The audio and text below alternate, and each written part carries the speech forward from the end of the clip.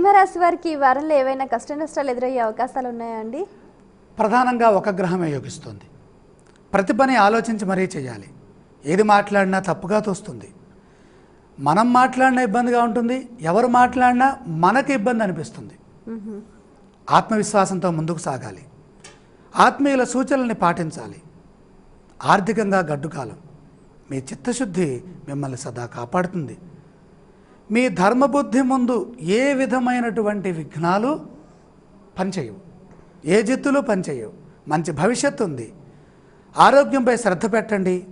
ఒత్తిడిని తట్టుకొని పనిలో విజయం వారం మధ్యలో సాధిస్తారు. ప్రతిభతో ప్రశంసలను అందుకుంటారు. మీ ఓర్పు మీకు శాంతినిస్తుంది. సింహరాశి వారు పఠించవలసిన స్తోత్రాలు ఇవ్వండి. ఇలాంటి సమయంలో బుద్ధిమంతుడైనటువంటి ఆంజనేయ స్వామి వారి స్తోత్రం చదువుకోవాలి. ఆలయ సందర్శన క్రమంలో ఏ ఏ దేవీ దేవతలను దర్శించాలంటారు? ఆంజనేయ స్వామి వారి సందర్శనం సదా శ్రేయోదాయకం. ఈ రాశి వారు చేయవలసిన దానాలు ఇవ్వండి. ఇక్కడ ముఖ్యంగా ద్వాదశ రాశిలో రవి శుక్ర గ్రహాలు కనపడుతున్నాయి కాబట్టి ఈ రవి ప్రీతిగా గోధుమలు, శుక్ర ప్రీతిగా బొబ్బర్లు దానం చేస్తే మంచిది.